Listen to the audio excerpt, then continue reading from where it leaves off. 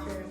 My name is Miss Celia, and today I'm going to talk about a subject that's a little bit hard to talk about, but I think is something that is important, that we can have a good conversation about and figure out how we can cope with. So if you couldn't tell, today's topic is anxiety. Not a fun feeling, but everybody feels a little bit of anxiety now and then. Anxiety is an intense feeling of nervousness, fear, or worry. And anxiety is a normal, healthy emotion. Anxiety is our body's way of telling us that something is wrong or we need to be aware or on the lookout for something.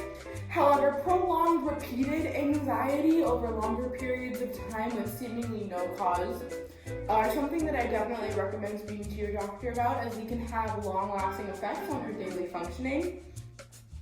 Anxiety is actually a very common mental health disorder. About 3 million Americans every year are diagnosed with anxiety. I myself experience anxiety. A lot of our staff here at Project Return experience anxiety as well as you guys do. So we are looking for more ways that we can cope with it in our day-to-day lives. So I have a few suggestions for you. And if you have any other suggestions how you cope with your anxiety, I'd love to hear what you have to say in the comments down below. Maybe we can share some coping skills and build this community and help us all collectively cope together. My first suggestion is going to be deep breathing. Deep breathing is a pretty basic one, but it's one that you can do anywhere. You can do it at home or in public, which is why I like it a lot. Deep breathing can be used literally anywhere, and what I do is I inhale for 3 seconds, hold for 4, exhale for 5. Deep breathing slows our heart rate down and kind of focuses our mind a little bit more. It gets more oxygen to our brain up here, so we can have a little bit more clear mind and think things through a little bit more clearly. Anxiety looks different for everybody. Anxiety is different for everybody. Everybody has different triggers and different symptoms of their anxiety. Some common ones include excessive worrying, of course, fatigue, difficulty sleeping or insomnia, irritability, difficulty concentrating, memory issues, and sometimes even panic attacks. And when you have a panic attack, something that I've learned that works for me is to submerge your face completely in a bowl or your sink full of cold water. What this does is slows your heart rate down. It's called the mammalian diving response. And this response will slow your physiological arousal due to your panic attack. You'll calm down, your heart rate will slow, and maybe we can address some of that anxiety with a clearer head as opposed to panicking, getting upset, and crying, which is completely valid, of course. But we want to control our panic attacks. We don't want to have a panic attack every day, you know? Something else that I like to do when I have anxiety is a grounding through my surroundings exercise. This is a sensory exercise, so basically you're going to observe 5 things that you can see. For example, I can see my whiteboard and I can see my fingers.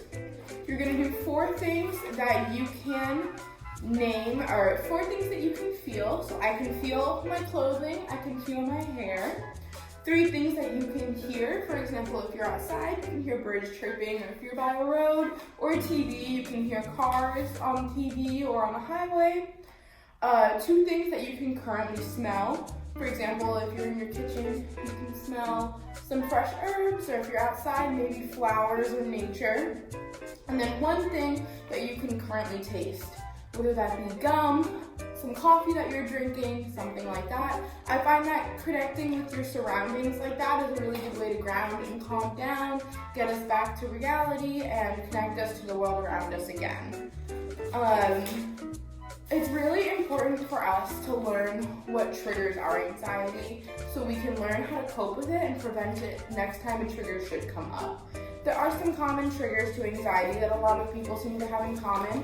Some of these include confrontation, getting into arguments can cause anxiety, trauma or thinking about the past, mistakes or failures, feelings of loneliness, abuse can trigger anxiety, definitely.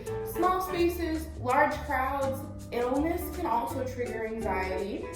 Family, finances, or sometimes even animals can trigger anxiety. Individual triggers are very unique to each person. For example, I am super afraid of chickens.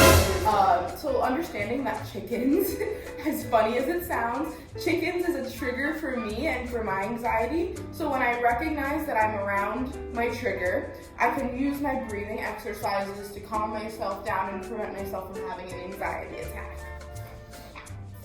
There are also some hobbies that I can suggest that might help with lessening your anxiety, or might be anxiety relieving activities that you can do. For example, creative hobbies are a great way to reduce anxiety and stress. That can be painting, drawing, coloring, creative writing poetry or songs, just general crafting. That can be very therapeutic as well. Playing sports such as basketball, soccer, running, even yoga or dancing can help. Just moving your body, getting out that energy that you have pent up from your anxiety can really be therapeutic. Working with animals. If animals is not one of your anxiety triggers, I definitely recommend maybe going ahead and volunteering at an animal shelter. You get to spend a lot of time with animals during the day, and that might be very soothing. I know for me, spending time with my cat is very soothing and anti-anxiety relieving for me. Gardening also is a great anti-anxiety hobby. There are studies that do show that working with your hands in the soil helps boost serotonin in your brain, makes you feel a lot better. I personally love gardening as well. As I showed in the previous video, I do have a little home garden going. So if you get the opportunity, I definitely recommend trying work some plants, work directly with the soil, get your hands nice and dirty. It'll make you feel definitely connected to the earth.